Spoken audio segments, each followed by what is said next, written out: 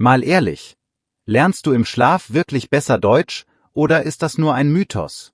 Gute Nachricht, Schlaf kann dein Gedächtnis echt pushen, aber nur, wenn du davor richtig lernst. Heute zeigen wir dir, wie du Schlaf clever nutzt, damit Vokabeln, Aussprache und kurze Sätze wirklich sitzen, und zwar für Alltagssituationen wie morgens in der Bäckerei oder kurz im Meeting auf B1-Niveau. Genau, und wir machen das ganz praktisch. Kleine Routinen vor dem Einschlafen, ein Mini-Rollenspiel für die Bäckerei und Tipps, wie du nach dem Aufwachen wiederholst.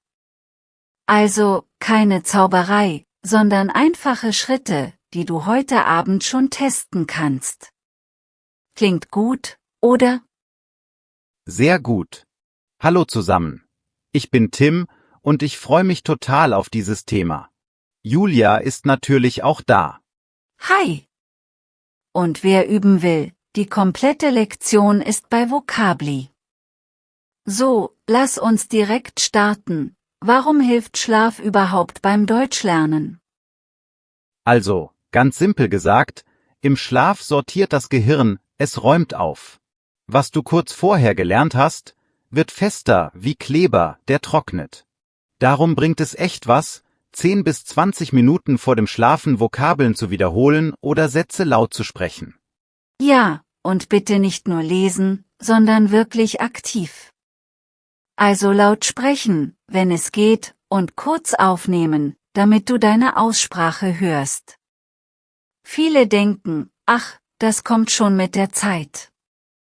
Aber nein, gerade die Töne wie Ö und CH brauchen Übung, sonst verfestigt sich leider die falsche Variante im Schlaf. Oh ja, ich hab da eine Geschichte.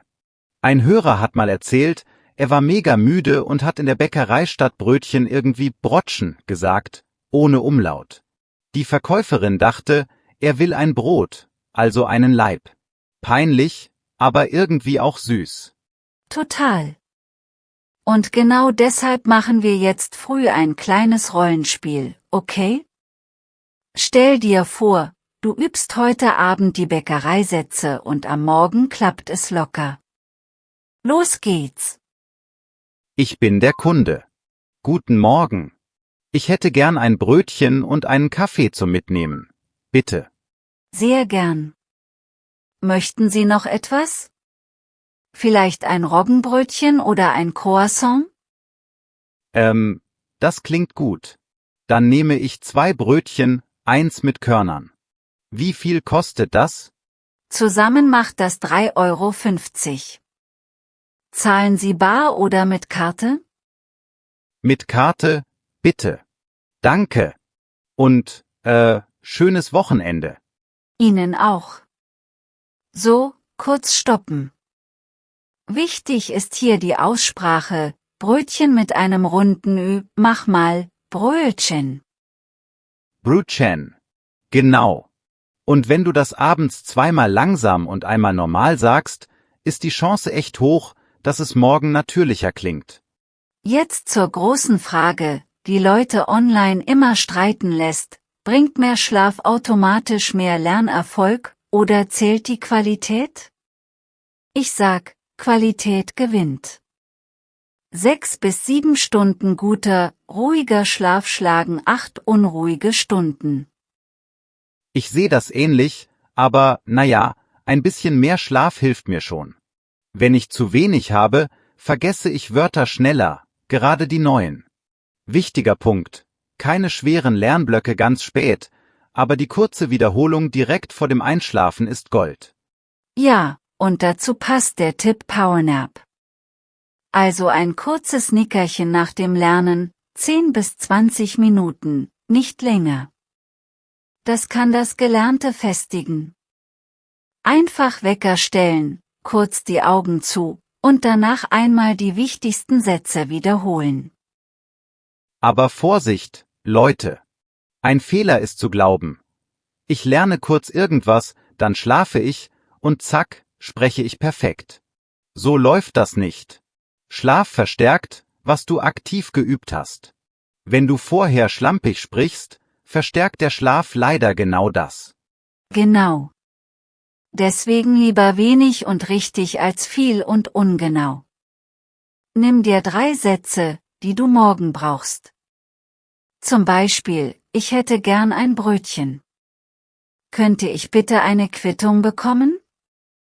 Zahlen Sie bar oder mit Karte? 3 Sätze, sauber gesprochen, sind besser als 30 halb so gut. Lass uns das kurz strukturieren. Mini-Urban-Routine, okay? Erst 5 Minuten Vokabeln, aber in Sätzen. Dann 2 Minuten Aussprache, also Ö, Ü, CH, eher langsam und deutlich. Zum Schluss einmal leise im Kopf, einmal laut. Und dann bitte Handy weg, Zimmer dunkel, vielleicht kurz lüften. Kaffee am Abend weglassen, also nach 16 Uhr besser keinen mehr. Das sind kleine Dinge, aber sie machen den Schlaf ruhiger, und das hilft dem Gedächtnis. Bevor wir weitergehen, kleiner Spaßcheck. Weißt du noch, was Power Nap bedeutet? Also, was ist das? Klar. Ein kurzer Schlaf von 10 bis 20 Minuten, direkt nach einer Lernphase. Und danach schnell eine Mini-Wiederholung, damit das Gehirn die Infos verknüpft. Wenn du mitgeraten hast, gut gemacht. Super. Dann weiter. Es gibt noch eine große Diskussion. Reines Eintauchen, also nur mit Leuten sprechen oder lieber strukturiert lernen und schlafen. Ich sag, beides zusammen.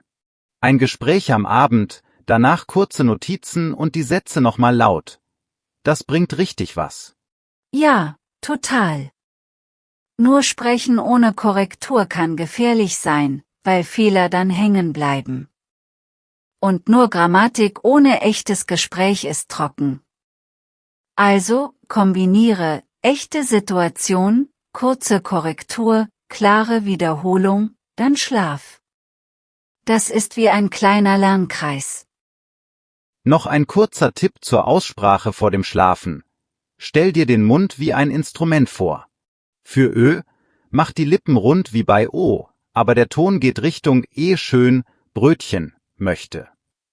Langsam, dann normal, dann im Satz. Und für CH nach vorne, wie in Ich, ist es ein weicher Hauch, kein hartes K. Also nicht IK, sondern ich. Mach mal die Kombi, ich möchte ein Brötchen. Langsam, ich möchte ein Brötchen.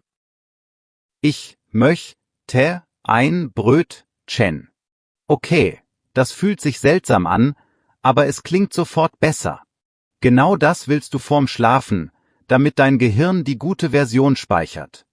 Ich erinnere mich an meinen ersten Besuch in Deutschland, da war ich mega müde nach der Reise. Ich dachte, alle sind super reserviert, und hab dann wegen Müdigkeit manche direkten Sätze falsch verstanden. Am nächsten Tag, mit gutem Schlaf, war alles viel einfacher, und die Gespräche liefen plötzlich freundlicher. Kenn ich. An Müdigkeit scheitern oft kleine Dinge. Ein Hörer schrieb, er habe nach einer kurzen Nacht im Restaurant Brot statt Brötchen gesagt und wunderte sich, warum ein ganzer Leib kam. Seine Freunde lachen heute noch. Seitdem übt er abends genau diesen Satz. Apropos üben, machen wir noch ein Mini-Rollenspiel fürs Büro, ja? So ein kurzes Morgen-Update, das viele brauchen. Fokus, klare, einfache Sätze, die du abends vorher sprechen kannst. Ich starte. Guten Morgen. Kurz mein Update. Gestern habe ich E-Mails beantwortet und einen Bericht geschrieben. Heute plane ich ein Meeting und teste die Präsentation. Wenn ich Hilfe brauche, melde ich mich. Klingt rund. Ich antworte, danke, das ist klar. Eine Frage, schaffst du die Präsentation bis morgen Vormittag? Wenn nicht, kann ich dich unterstützen. Sehr gut. Diese Sätze kannst du wirklich am Abend einmal laut sagen. Dann schläfst du und am Morgen fühlt es sich natürlicher an. Wichtig ist die Betonung, also ruhig und deutlich. Noch 2 praktische Dinge. Erstens, führe eine Schlaflernliste. Also, was habe ich abends wiederholt und wie war mein Schlaf? Zweitens, test am Morgen 5 Minuten. Wenn du das, was du abends gesagt hast, morgens noch kannst, top. Wenn nicht, wiederhole kurz, nicht ärgern, einfach machen. Und mach dich locker. Perfekt sein ist kein Ziel. Es geht darum, dass du dich verständlich fühlst. Schlaf ist dabei wie ein Trainer im Hintergrund, aber spielen musst du schon selbst. Ein Fehler, den ich oft sehe: Leute lernen riesige Wortlisten ohne Kontext. Dann schlafen sie und hoffen, dass die Liste morgen drin ist. Besser, kleine Chunks, also feste Wortgruppen. Ich hätte gern, könnten Sie bitte, ich brauche noch. Das sind Bausteine, die du wirklich nutzt. Ja, und wenn du neue Wörter lernst, bau sofort einen Satz. Nicht nur das Roggenbrötchen, sondern ich nehme ein Roggenbrötchen mit Käse. So spürt dein Gehirn die Bedeutung. Das bleibt eher hängen, besonders mit guter Nacht dahinter. Was hältst du von Hörenput im Schlaf, Tim? Manche lassen die ganze Nacht Podcasts laufen. Ich bin da vorsichtig. Leise, kurze Wiederholung vor dem Einschlafen kann nett sein. Aber die ganze Nacht Ton? Eher nicht, das stört den Tiefschlaf. Lieber vor dem Einschlafen 5 Minuten hören, dann ausmachen. Sehe ich auch so. Und noch was: Routinen schlagen Motivation. Wenn du jeden Abend denselben kleinen Ablauf hast, brauchst du weniger Willenskraft. Das fühlt sich dann wie Zähneputzen an, einfach normal. Kleine Zusammenfassung meinerseits. Abendroutine kurz und klar, Power, Nap nach Lerneinheiten, Qualitätsschlaf vor Quantität, nur so viel Kaffee, dass du später noch gut schläfst. Und auf Aussprache achten, sonst trainierst du die falsche Version. Genau. Und bau echte Situationen ein: Bäckerei, kurzes Büro-Update, Smalltalk im Treppenhaus. Wenn du weißt, was morgen kommt, trainierst du gezielt. Schlaf macht dann den Rest stabiler. Bevor wir schließen, eine Frage an dich, der du zuhörst. Hast du schon mal abends 3 Sätze geübt und gemerkt, dass sie morgens plötzlich leichter rauskommen? Und machst du Power, Naps? Wenn ja, wie viele Minuten funktionieren bei dir am besten? Schreib uns das gern in die Kommentare. Deine Routine kann anderen echt helfen. Und wenn was nicht klappt, sag auch, dass wir finden zusammen Lösungen. Und hey, wie wir vorhin kurz gesagt haben, die komplette interaktive Lektion mit Transkript, Wortkarten und Übungen ist gratis auf Vocably. Link in der Beschreibung. Probier das heute Abend aus und nimm die Sätze mit in den Schlaf. Genau, mach's dir leicht, nicht kompliziert. Schlaf gut, üb kurz und sprich morgen entspannter Deutsch. Bis zum nächsten Mal.